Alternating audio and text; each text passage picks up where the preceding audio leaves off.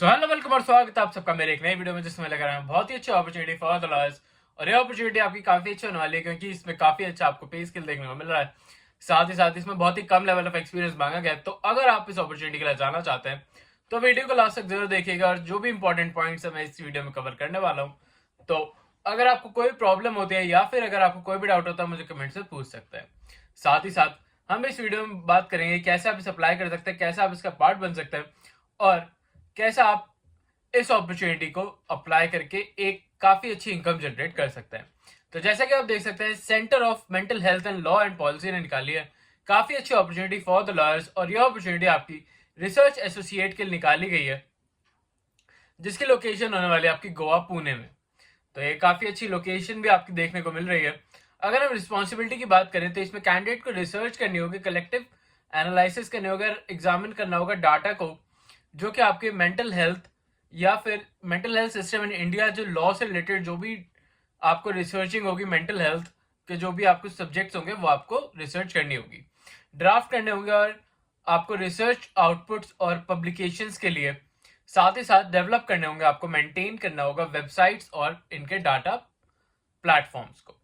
आपको डेवलप करना होगा इनके लिए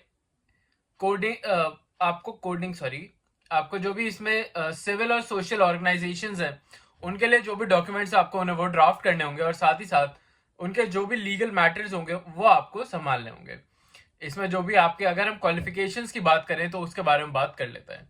तो अगर क्वालिफिकेशन और स्किल्स की बात करी जाए तो इसमें एसेंशियल क्वालिफिकेशंस आपकी साफ साफ मांगी गई है कि जो भी आप अगर इसे करना चाह रहे हैं तो आपके पास master degree in social science या फिर लॉ या फिर पब्लिक हेल्थ या पब्लिक पॉलिसी या फिर किसी भी सेक्टर में आपके पास एक मास्टर डिग्री होनी जरूरी है। तो अगर हम इस चैनल पे सिर्फ लॉ ग्रेजुएट्स के बारे में बात करते हैं, तो अगर आपने लॉ कर रखी है विद रिकॉग्नाइज्ड यूनिवर्सिटी और आपने बीएलएलबी या फिर एलएलबी कंप्लीट हो रखी है, तो आप इस अपॉर्चुनिटी को बिल्कुल अप्लाई कर सकते हैं। अब अगर हम बात करें एक्सपीरियंस की, तो इसमें मिनिमम 2 इयर्स ऑफ एक्सपीरियंस मांगा गया आपकी फील्ड में। तो अगर आपने किसी भी पब्लिक सेक्टर, प्राइवेट सेक्टर, किसी भी लिटिगेशन में या फिर किसी भी आपने लॉ फर्म में अगर कोई भी ऐसा एक्सपीरियंस गेन कर रखा है जो कि आपका 2 इयर्स इतना एलिजिबल है, और अगर आप उसे शो कर सकते हैं तो आप इस अपॉर्चुनिटी के लिए बिल्कुल अप्लाई कर सकते हैं। शो करने के लिए मैंने इसलिए कहा है क्योंकि आपको इसमें अपना एक्सपीरियंस सर्टिफिकेट या फिर अपने नॉलेज के बेसिस पे ही आपको ये अपॉर्चुनिटी दी जाएगी। अगर हम बात करें, इसमें स्ट्रॉन्ग आपके पास रिसर्च स्किल होना काफी ज्यादा जरूरी है, क्योंकि ये जो अपॉर्चुनिटी है रिसर्च स्किल्स पे ही आपकी डिपेंडेंट है। तो अगर आपके रिसर्च स्किल्स ज्यादा अच्छी होंगी तो आप इसके लिए काफी एलिजिबल कैंडिडेट बन जाते हैं। अगर हम बात करें प्रेफरेंस की, तो आपको अगर इंग्लिश राइटिंग आती है, अगर आपको इंग्लिश राइटिंग आती है और एकेडमिक और पॉलिटिकल राइटिंग अगर आपको आती है, तो आप इनके लिए डिजायरेबल कैंडिडेट बन जाएंगे और आप इस अपॉर्चुनिटी के लिए अप्लाई कर सकते हैं। अगर हम बात करें डिजायरेबल कैंडिडेट के बारे में, और तो इसमें प्रेफरेंस दी गई है कि अगर आपको हिंदी भी आती है, आप इंग्लिश हिंदी दोनों जानते हैं, तो आप एक डिजायरेबल कैंडिडेट बन पाएंगे। साथ ही साथ प्रायर एक्सपीरियंस होना चाहिए आपको एडवोकेसी का, तो आप इनके लिए एक डिजायरेबल कैंडिडेट बन जाएंगे। अगर हम बात करें इसके सिलेक्शन प्रोसेस की, तो आपका सिलेक्शन प्रोसेस इनके, जैसे कि आप देख सकते हैं, आप यहाँ पे आपको साफ साफ लिखा हुआ है कि जो भी आप इसमें एप्लीकेशन फॉर्म फिल आउट करेंगे और जो भी आप सीवी अपनी अपलोड करेंगे विद इन 2 और आपके 2 रिटर्न सैंपल्स में होने चाहिए। रिटर्न सैंपल्स में आपके जो भी अथॉरिटी में जो भी आपने कोई रिसर्च कर रखी है, या फिर आपका कोई रिसर्च डॉक्यूमेंट पब्लिश हो रखा है, या फिर कोई भी आपने आर्टिकल ड्राफ्ट कर रखा है उसके बारे में, या फिर अगर आपने कोई भी ऐसा केस जिसमें आपने ड्राफ्टिंग स्किल्स आपकी दिख रही हो, आप काफी अच्छे से पोर्ट्रे कर पा रहे हो, तो अगर आप उसको भी दिखाना चाहते हैं तो वो भी आप इसमें अपलोड कर सकते हैं। तो इन बातों का ध्यान जरूर रखिएगा कि आपको इसमें अपनी सैंपल्स को भी अपलोड करना होगा इस अपॉर्चुनिटी को भरते टाइम। शॉर्टलिस्टेड कैंडिडेट्स को इंटरव्यू के लिए बुलाया जाएगा, और यह भी जो इंटरव्यू होने वाला है वो होने वाला है आपका 7 फरवरी 2025 के बाद किसी भी वीक में, आपको जो भी फर्स्ट वीक आएगा उसके बीच में आपका इंटरव्यू कंडक्ट कराया जा सकता है। इसकी लास्ट डेट होने वाली है 7 फरवरी 2025, और इसका एप्लीकेशन लिंक में मैंने डिस्क्रिप्शन में दे दिया है, या फिर आप इनके ऑफिशियल वेबसाइट पर जाके इसको डायरेक्ट अप्लाई कर सकते हैं।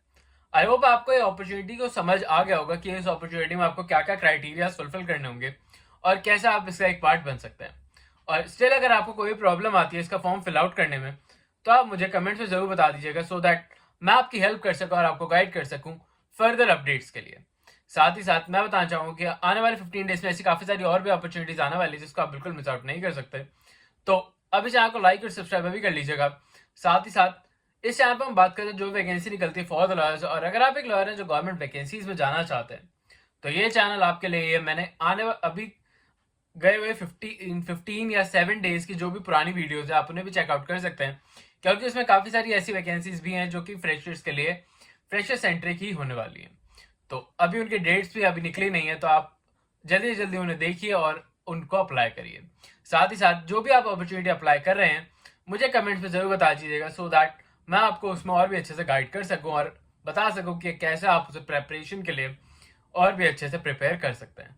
साथ ही साथ अब मैं बताना चाहूंगा कि हम कर रहे हैं अभी जो भी आने वाले 15 डेज हैं उसमें काफी और भी ऐसी वैकेंसीज आने वाली हैं। तो अगर आपने अभी बेल आइकन प्रेस आउट नहीं करा है तो उसे जल्दी जल्दी कर लीजिए, सो दैट आप अपडेटेड वीडियो टाइमली बेसिस पे देख सकें और आपको कोई भी प्रॉब्लम ना हो।